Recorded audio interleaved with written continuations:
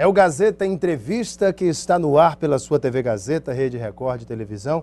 Muito obrigado pela sua audiência aqui na capital, aos meus amigos do interior do estado, ligados na programação da TV Gazeta. O nosso muito obrigado, o nosso abraço a todos os que nos acompanham pela TV Gazeta nos diversos municípios onde o nosso sinal já está chegando. Um grande abraço a todos. Quero começar o programa falando de um sonho do brasileiro. Quem é que não sonha em ter seu carro novo e em condições especiais? Pois é, na Auto Acre, a sua concessionária Kia Motors, aqui em Rio Branco, você tem o sedã médio, eleito do ano da revista Quatro Rodas, o Kia Cerato, numa condição muito especial.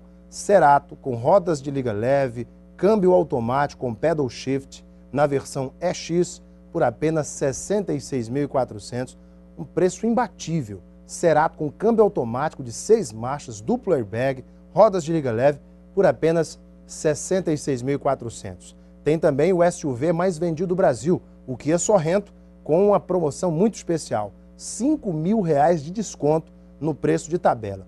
Mas corra, essa promoção é só enquanto durarem os estoques neste mês de março. Quer ficar realmente num carro dos seus sonhos? Quer realizar o desejo, o sonho de ter um carro de primeira? Vá na Auto Acre e comprove essa qualidade. Seja VIP, seja Kia.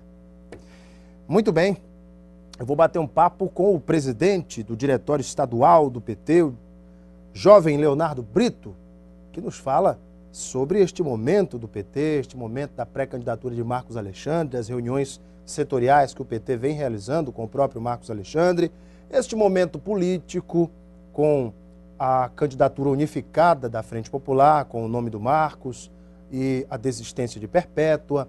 Como é que ele vê este momento em que a oposição começa a fragmentar suas candidaturas também? Enfim, como é que está esse jogo político, este tabuleiro de xadrez da sucessão municipal? Leonardo Brito, muito boa noite. Boa noite, Alan. Tudo bem? Boa noite a todos os telespectadores do Gazeta Entrevista. Léo, o diretor do DERACRE, Marcos Alexandre, colocou o pé na estrada, está participando dos setoriais do PT, já se apresenta como pré-candidato unificado da Frente Popular. E, enfim, é um momento de formatar essa candidatura que vai ser consolidada agora em julho, quando o calendário oficial determinar, enfim, em convenções a sua efetivação como candidato. E algumas reuniões importantes estão sendo feitas, inclusive no dia 16 houve uma reunião muito importante com o PTB, de Osmir Lima e de Chicão Brígido. Eu queria que você começasse falando disso. Como é que está esse momento da pré-candidatura do Marcos Alexandre? Como é que foi esse processo de unificação da sua pré-candidatura? Como é que o PT está trabalhando tudo isso? Bem, inicialmente falar sobre o processo de unificação, que para a gente foi um processo muito rico, de debates intensos, os debates que aconteceram dentro do Partido dos Trabalhadores para unificar em torno do nome do Marcos Alexandre, a apresentação do nome do Marcos ao coletivo da Frente Popular, a apresentação pelo PCdoB também do nome da valorosa companheira Perpétua Almeida, e a gente poder ter chegado a um termo, a essa unificação. Eu sempre dizia nas entrevistas, nos eventos, inclusive na própria conferência do PCdoB, que aquelas pessoas que apostavam na desunião da Frente Popular iriam perder a aposta. E de fato foi o que aconteceu. Então, para a gente, essa unidade ela sempre foi o capital principal. Para a gente poder avaliar os processos anteriores, como foi as eleições de 2010, que foram as eleições em que a gente teve um grande susto, sobretudo aqui em Rio Branco. E após esse processo de unificação, nós estamos com debates muito intensos dentro da Frente Popular. Então, o PT e o PCdoB já se reuniram pelo menos 2 vezes. Nós já tivemos um outro encontro da Frente Popular para definição de agenda, a agenda da definição de vice aqui em Rio Branco. Tem alguma decisão sobre isso? Nesse momento ainda não. Fala-se que o PCdoB deve lançar o PCdoB já apresentou a predisposição de apresentar um nome, ainda está definindo qual será esse nome.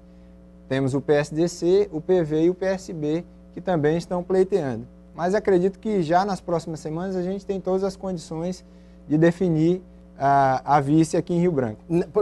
Só para a gente finalizar essa questão da vice, que é um tema que eu coloquei aqui e você tocou, quem está na frente nessa briga é o PCdoB?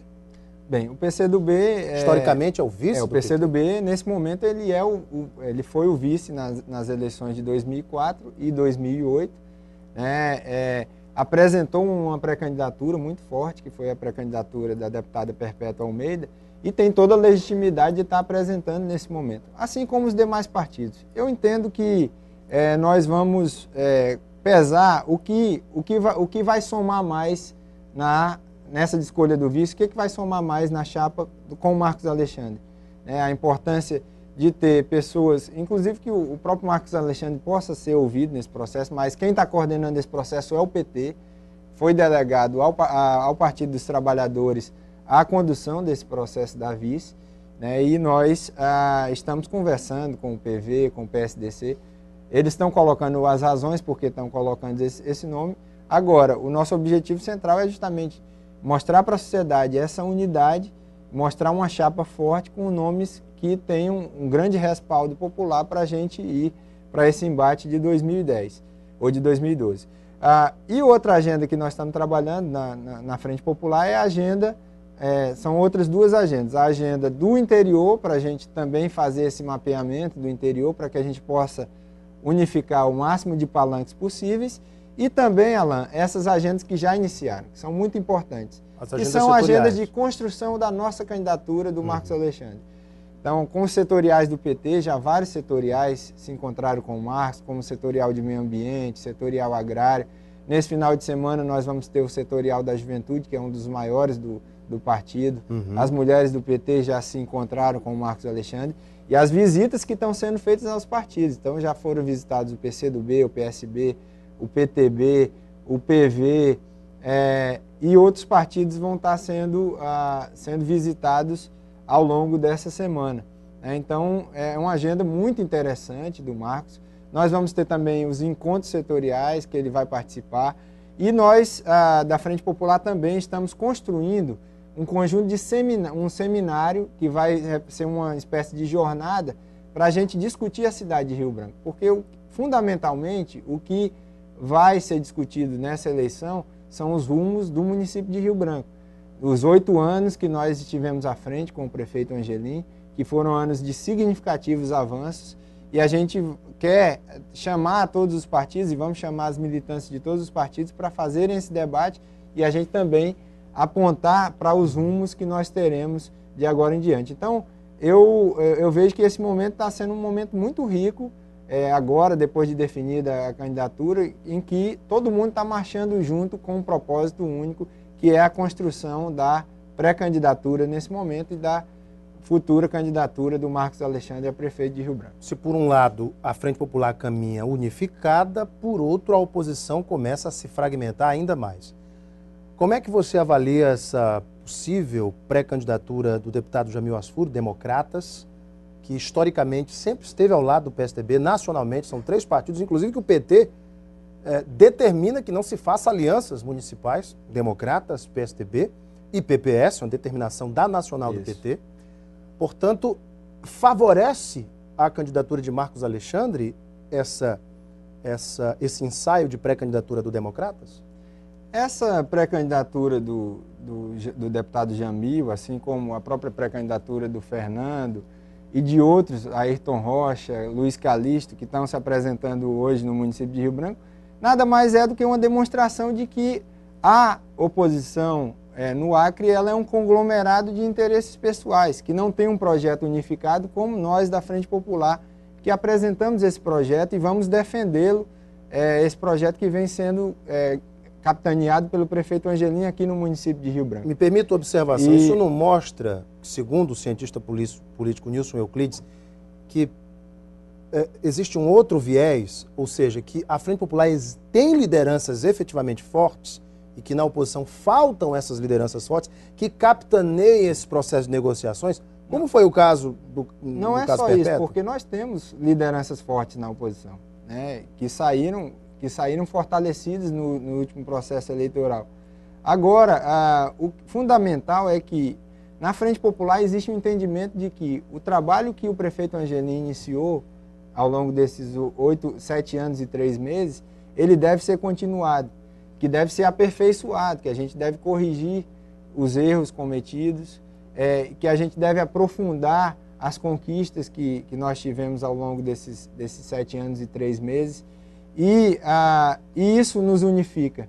O trabalho que o governador Tião Viana está fazendo hoje no Estado, que é um trabalho que é avaliado, qualquer pesquisa que se faça, a avaliação pessoal, a aprovação pessoal do governador é superior a 80% hoje no Estado inteiro, demonstra isso.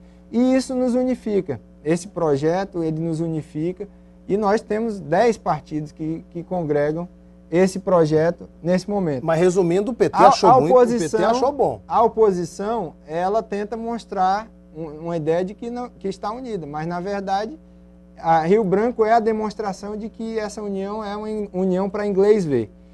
E acredito piamente que isso não vai acontecer também nos municípios do interior. Eu acredito que a oposição não vai conseguir, tem situações muito complexas, que a oposição não vai conseguir fazer a unificação no interior, como vem dizendo que vai conseguir. Então, falta projeto à oposição, os interesses particulares, eles são inconciliáveis muitas vezes, inclusive em relação ao que acontecerá, as chapas que acontecerão em 2014, e a Frente Popular deu um sinal, mesmo com o processo que foi desgastante, de que permanecerá unida. Então, a unidade da Frente Popular, para a gente, é um capital, e quem achava que haveria essa dissensão, essa desunião da Frente Popular, errou feio, e nós vamos continuar, e não tenho dúvida de que isso nos fortalece no processo eleitoral, não só aqui em Rio Branco, mas em todos os municípios. Ontem eu entrevistei aqui no Gazeta Entrevista o ex-presidenciável José Serra, que nas entrelinhas fez duras críticas à presidente Dilma porque ela não compareceu ao Acre no momento difícil da grande alagação deste ano, e disse também que o governo precisa pensar em políticas que criem mecanismos de proteção contra os fenômenos naturais. Como é que o senhor avalia essa fala de Serra, que se coaduna com as próprias críticas da oposição no Acre, que também reclamaram da não vinda da presidente ao Estado? Bem, é muito próprio do José Serra esse tipo de fala. E o interessante é o seguinte, que o PSDB passou 8 anos governando o nosso país e eu desconheço qualquer política que tenha sido feita em relação a essas áreas de risco. Desconheço qualquer tipo de política que tenha sido feita. Quando a gente fala do município de São Paulo, a gente sabe que é governado, o estado de São Paulo, que é governado há quase 20 anos pelo PSDB, e a gente sabe que qualquer garoinha que dá já alaga o município de São Paulo. E ele esquece, é muito bom você ir falar do vizinho, falar dos outros. Agora tem que olhar para ele próprio, tem que olhar para o estado de São Paulo, que é um estado e que a sua capital, que é a maior cidade da América Latina, São Paulo, tem problemas seríssimos de alagação, que é um fenômeno aqui, sazonal aqui no nosso estado, que uma alagação como essa ela não vai acontecer sempre. Agora, o PSDB não teve políticas nacionais em relação à área de risco. E a não vinda da Dilma? Ao contrário do PT, que hoje os programas habitacionais, como o Minha Casa Minha Vida, que já beneficiou 1 milhão de pessoas no governo do presidente Lula, e agora no governo da presidenta Dilma, vai beneficiar 2 milhões de pessoas que têm como públicos prioritários as áreas de risco. E não tenho dúvidas, o governador Tião Viana certamente vai anunciar no momento certo, de que nós vamos ter, sim, o beneficiamento de várias dessas famílias que foram atingidas hoje pela alagação com casas. Nós temos aí o projeto Cidade do Povo, que vai beneficiar, são 10 mil casas, que vai contemplar inclusive servidores públicos, como foi anunciado nesse início de semana. Então, o governo do PT, com o PAC, com as obras do PAC, o PAC 1, o PAC 2, agora com o programa Minha Casa Minha Vida, está trabalhando com isso. Em relação à não vinda da presidenta Dilma, a presidenta Dilma liberou recursos, foram enviados 3 ministros para cá, foi enviada a Força Nacional de Segurança, foi enviada a Força Nacional de Saúde, foi dado todo o apoio necessário para que, nesse processo, com a união do governo do Estado e a Prefeitura, o prefeito Angelim e o governador Tião Viana, na linha de frente desse processo, com o apoio da bancada, que a gente tem que tirar o chapéu para a nossa bancada federal, que esteve unida nesse período todo, bancada estadual também, a gente pudesse dar atenção para que os prejuízos causados pela alagação e os danos causados pela alagação, eles pudessem ser mitigados, minorados. Então, a gente sabe o quanto que o Acre, inclusive o coordenador da Defesa Civil Nacional, colocou que ele já participou de vários processos de catástrofes. E o Acre deu um grande exemplo nesse caso da alagação dessa última enchente. Vou dar uma paradinha para o intervalo, a gente volta já já no próximo bloco. Tem perguntas dos internautas para o presidente estadual do PT, Leonardo Brito. Eu espero você logo após o intervalo. Até já.